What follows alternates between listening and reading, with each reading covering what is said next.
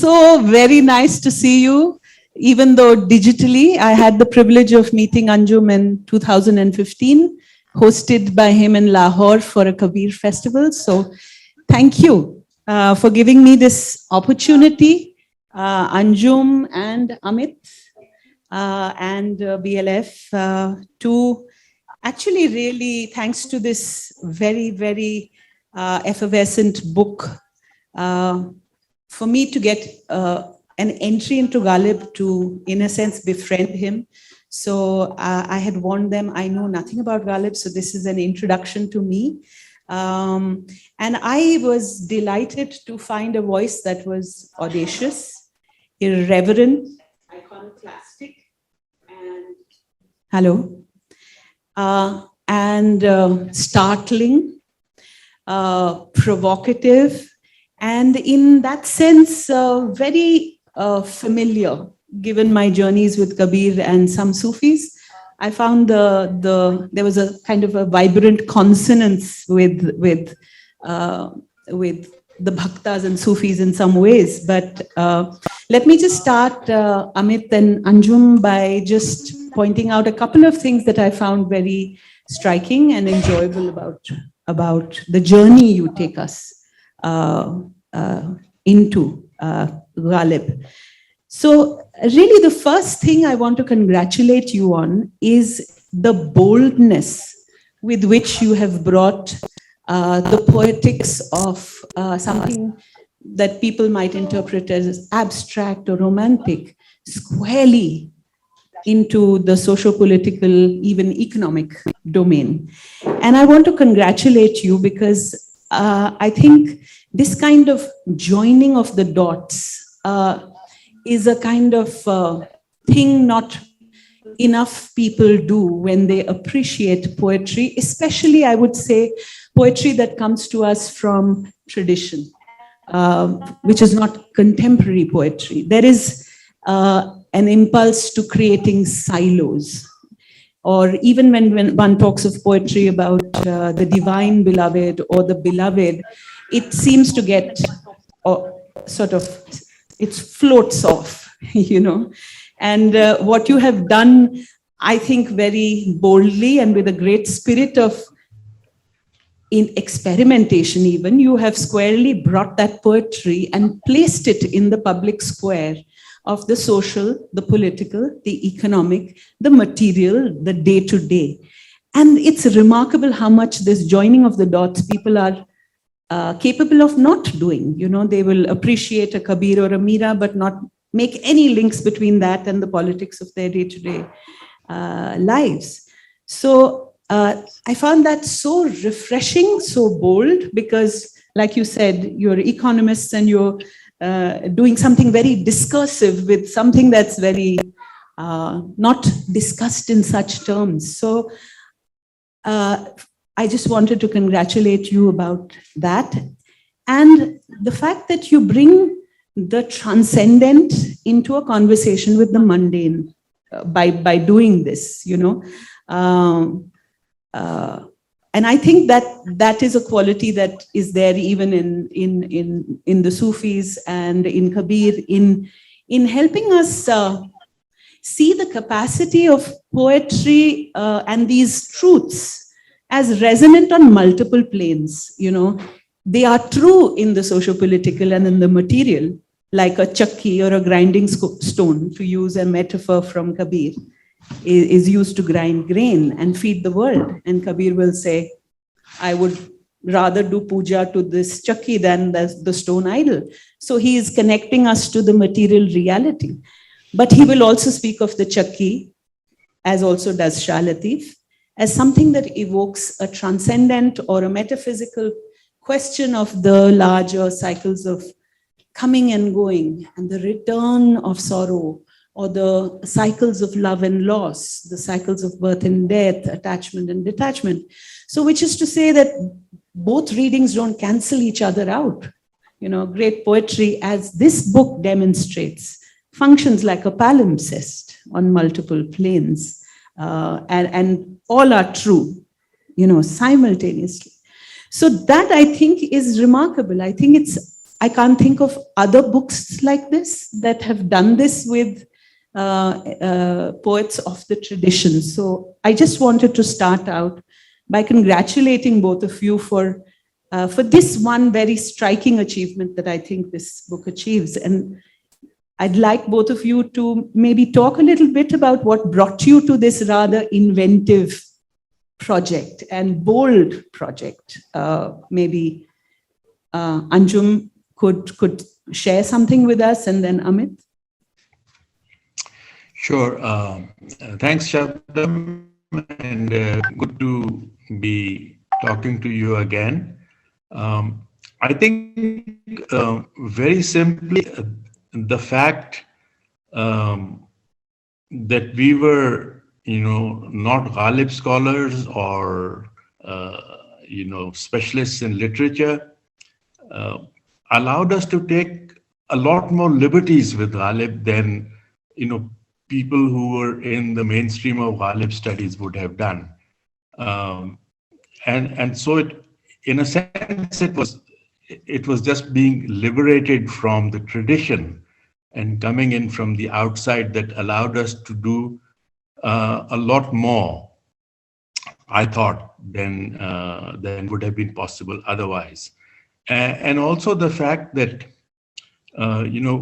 this was not a book about Ghalib or about, his life or poetry. It was using Ghalib to achieve something that we wanted very much to, as economists and as academics teaching students, we wanted them to have a questioning mind, to be always investigating what they were confronted with, the reality, the contemporary society in which they existed, in order to do better research. And especially here in Pakistan, since the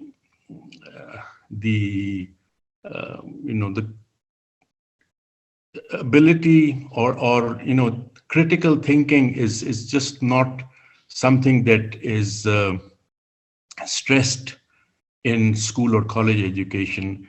We wanted to find an alternative to that.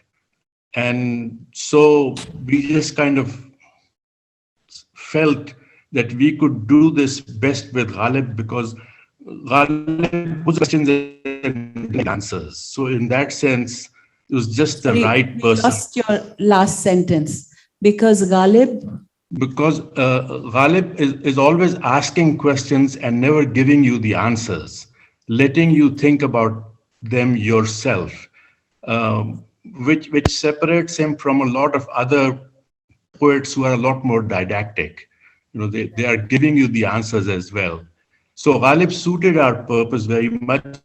In your remarks, that at least I felt, and Amit was felt the same way, that in poetry and in literature there are two sides. There is the aesthetic appreciation and the intellectual analysis. And I felt that the balance had tilted too much in the aesthetic appreciation in South Asia. We enjoy poetry a lot. We appreciate its beauty, its rhythm, its meter, especially in the ghazal, there's the radif and kafiya and in the tight structure, but give a lot less stress on, what it is telling us, what it can make us think of.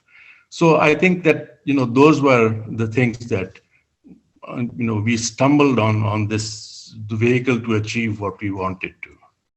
Right. Thank you, Anjum. And before Amit, I'd just like to, for the benefit of the audience here who may not have read this book, what these authors do is to present 30 couplets of Ghalib. And this, I think in your writing, this was the most piquant moment for me when you would say something like, let us make this a bit more concrete.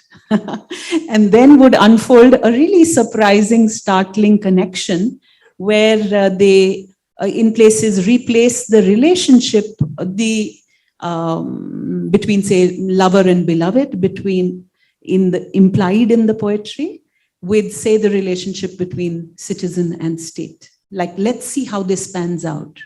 If this was a conversation between a citizen and state, and the kinds of connections made take you into international debt and the politics of donation and distortions in history school textbooks and electoral politics and governance and bigotry, failure of political leadership, etc. Right. Thanks, Shabnam, for those wonderfully kind words. And thank you to, of course, Ravi and the BLF for giving us this platform. I'll say a few things, but I thought it's high time we introduce some actual poetry in the session. So just picking up on what Shabnam was saying about the verse where we talk about, aid and international aid agencies and so on, both of us being economists. That particular verse is probably quite familiar to people who are familiar with Ghalib here. Banakar fakiron ka hum bes Ghalib, tamashaye ahle karam dekhte hain. That's the verse that I dress up like a fakir, bhes badal ke, fakir ka bhes badal ke, I go and tamashaye ahle karam dekhte hain. I look at the spectacle of people donating to charity by pretending to be a fakir. So, of course, there's many things you can do with this verse, as with all verses of Ghalib, but what we've done here in the book is use that to talk about the spectacle of donations from rich countries to poor countries. Let's talk about that. That's in Pakistan has been a huge political thing. In India too, those of you who are old enough will remember 1991 moment and going to the IMF and all of that. So, the relationship between rich and poor countries is fraught, and you can connect Ghalib to that. It's a way to bring people in who maybe not coming with poetic concerns. So that's really what, and I should say that, this is really, what you're seeing here is Anjum's vision, right, that I've sort of just tagged onto in a small way. And his really original inspiration is, why can't I use these verses in the classroom or somewhere else where students will connect to the language, and bring in suddenly a different dimension. It just makes them more interested. Right?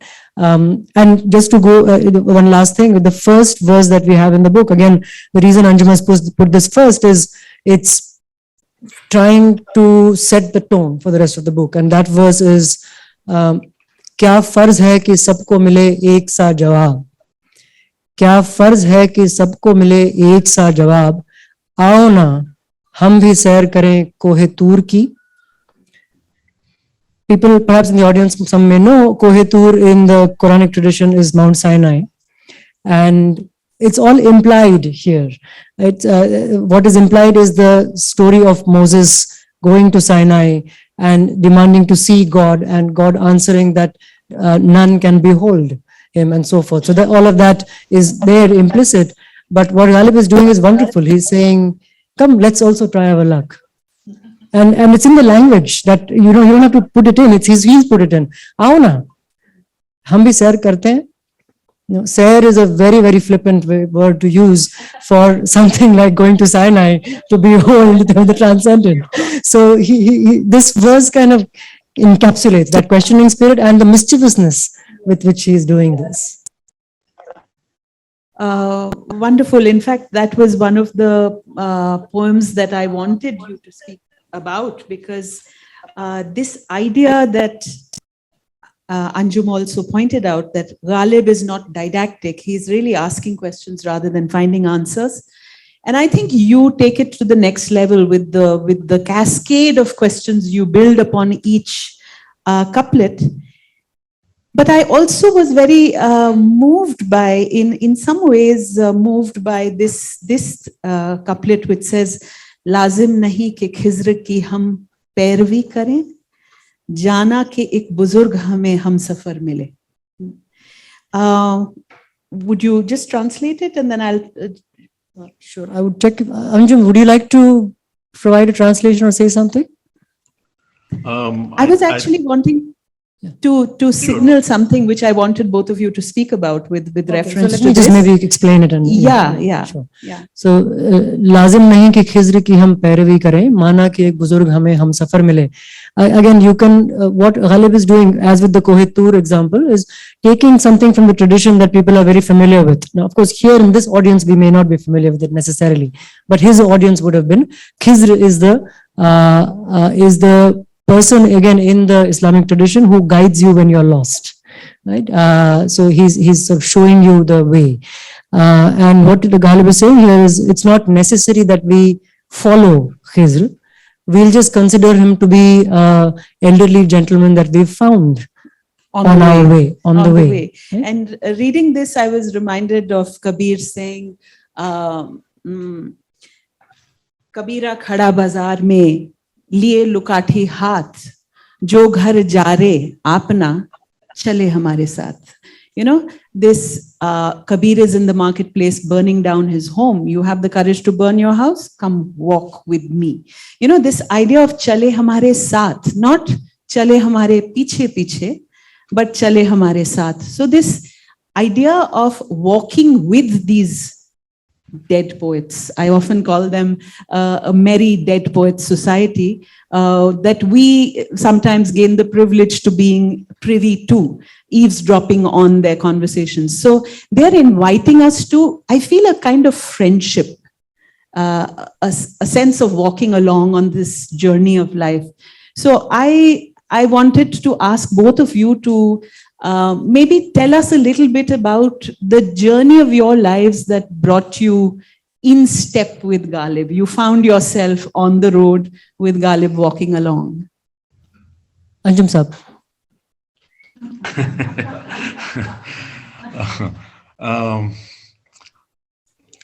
I suppose, Shabnam, that, you know, as I said before, given that we are both teachers, questioning is extremely important for the work we do and, you know, what we want our students to do. So we were always looking for a way to motivate that questioning spirit. And as we have written in the introduction, you know, the idea that triggered it was just a brief essay by a Milton scholar who said that, you know, with Paradise Lost, I can get my students to think about all the big questions of life. You know, who are we? Why are we here? You know, why did God create Satan? Is man superior to woman, etc., etc.?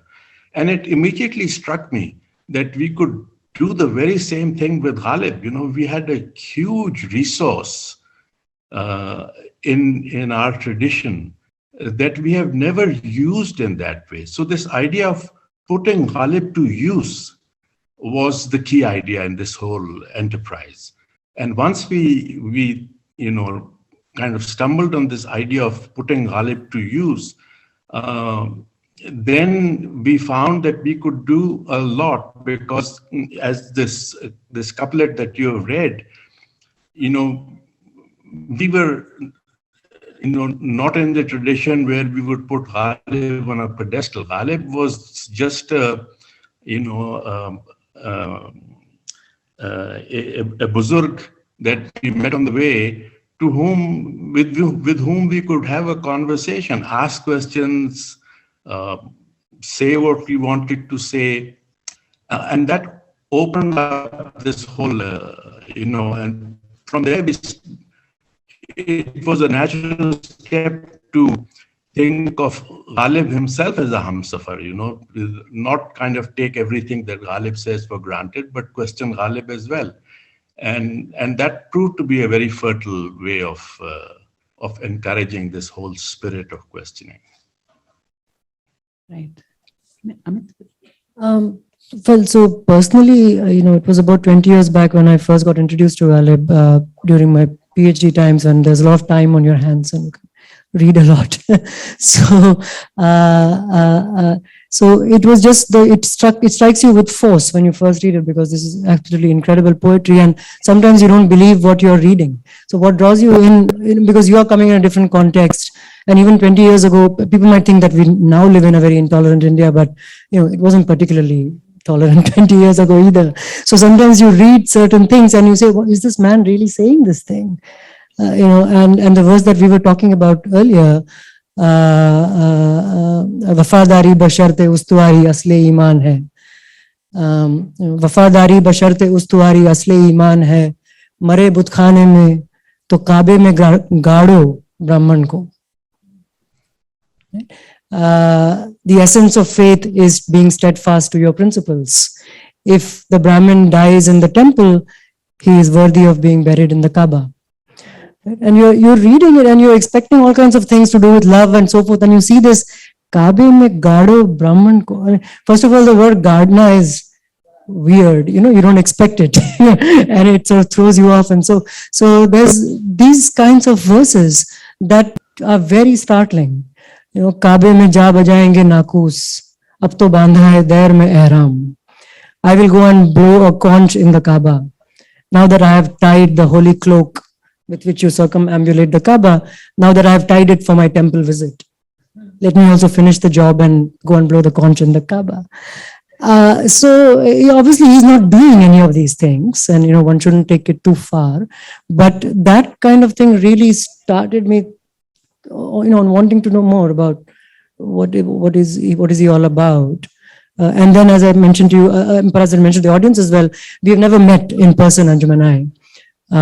He's in Pakistan, I'm in India, and we were in the US for many years, both of us, but we didn't meet there. So this is entirely an internet collaboration, and we met on a listserv for Urdu, Urdu lovers and so forth. So it's a kind of a journey in very weird ways. It's a long distance journey. It's sort of finding each other is itself a weird thing, and learning more and more about this through. From Anjum, I learned really a lot of how contemporary, beyond, of course, this religious symbolism, it's obvious, it sucks you in. But then there are other things that is not so obvious. And what Anjum was doing was trying to get you to think about those real world things. While we're on that topic, as a smaller question, I was curious about the collaborative process between the two of you, how that unfolded. And of course, like you pointed out, it's kind of poignant that you are also dissolving a very hard and firm border in this collaboration between India and Pakistan, as you are dissolving borders between ways of approaching this poetry. So how did that collaboration work? Anjum sir. Well, I suppose, Shabnam, what I can say is that it's all thanks to Ghalib, it was Ghalib that who brought us together. We were both in our own ways enjoying thinking about Ghalib, working with Ghalib, doing things with Ghalib. And once we found each other because we were working on the same topic, we decided that we would combine our work to some extent, and then keep doing what we were doing as individuals. And the nature of the combination was that we decided to pick the same couplet, once every week or 2 weeks, and then kind of do different things. Amit was doing things for a different audience, and I was using it for different purposes, but we had that common couplet. And the fact that, at the end of a certain period, we ended up with 30 couplets, sort of integrated the work in a way that we could take it forward and turn it into a book. And at a certain point, it also, at least for me, it became a sort of symbolic of resistance to what was happening around us. the things that were separating us, not allowing us to see each other or meet each other or visit each other, or for instance, not permitting me to be there with you in that room. This became, a way of saying, okay, well, you can do certain things, but you still can't keep us separate as human beings. If we share the same interests, we are going to work together. So for me, that was a very important part of this work. Yes, yes. As I've said in another place, songs and poems don't need visas. They cross borders with great felicity. Yeah. Maybe we have a little bit of time left, and I'd like to return to Ramoing a little bit in the poetry itself. And I was very charmed and taken by these two poems of Ghalib, where he's poking at this whole question of Jannat and paradise. He's हमको मालूम है जन्नत की हकीकत, लेकिन दिल को खुश रखने को गालिब ये ख्याल अच्छा है. और हम सॉरी कम नहीं जलवागरी में. Will you help me out, Amit? The second one. Yes. कम नहीं जलवागरी में कूचे से तेरे बहिश्त, यही नक्शा है भले इस कदर आबाद नहीं. So it's not less in splendor than your street, paradise. The layout is the same, but it's not that flourishing, So this idea that the beloved's lane is better than paradise, or it's something that comes up also in, say, Heer saying, Menu Rab milya, Ranjha nahi milya, Rab Ranjhe varga nahi. That I found my beloved, but not God. And God's not a patch on my beloved. So this kind of, I think this is one very strong hallmark of Ghalib that comes through in the selection in your book, which is this sort of overturning holy cows, and poking this. And I think it's also, to me, these two things signaled two ideas. One, that Jannat, if there is a Jannat, is here and now. It's not something that you work towards attaining, which often leads to a kind of dishonesty between means and ends. You become dishonest with your means because you have an end in sight, which is Jannat. And I think this comes through a lot in Sufi and Bhakti poetry as well, where, this is the place for Mukti. So, and the second idea that comes through is poking fun at holy cows. So I think I could even say Gandhiji at one point said, till now in my life, I believed God is truth. But now I realize truth is God. It's a very subtle shift where you take, the legalistic, scriptural ideas of a certain truth. You don't allow, you poke at them and you bring it to the realm of authentic lived experience, which is in the here and now. You are only as free now as you will be. You are only as free then as you are now, So I'd like both of you to talk a little bit more, because these were two poems that really struck me. Ghalib is amazing in that sense, that he's always overturning these, the received wisdom and the way we see the world. So he's very good to overturn, what we have grown up with or socialized with, and the fact that he does it with what Amit said, with such mischievousness, makes it very easy to be able to take. I mean, there isn't that seriousness that makes it hard to comprehend. So I think in that sense, Ghalib is a very good companion, because with him it's very easy to turn things upside down. And I'll give an example. I'll show the cover of the book that was published in Pakistan. It has a different cover. So you see that Ghalib is written in both Devanagari and in Urdu. And a lot of people said that, well, Ghalib should be, the Urdu should be on the right-hand side, and the Devanagari should be on the left. And my response to that was that Ghalib would have overturned it, So Wonderful. True. Thank you for that, Anjum. So one thing I should mention we've done just at a very mundane level is that every couplet is written, in addition to the translation, is written in Nastaliq, is written in Devanagari, and is written in Roman also. So, for people who are learning, for example, scripts, it's also very good. But nevertheless, there will be vocabulary that is unknown. There will be symbols that are not known. For example, Kohetur, you just don't know what it is. So the verse sort of doesn't let you in that easily. So there is a price to be paid a little bit. I will point you to a very useful resource in this regard, and there are many online. But Professor Francis Pritchard from Columbia University has commented on the entire Diwan of Ghalib online. It's called The Desert Full of Roses. And every verse is, you've got the meaning of the words and all of it.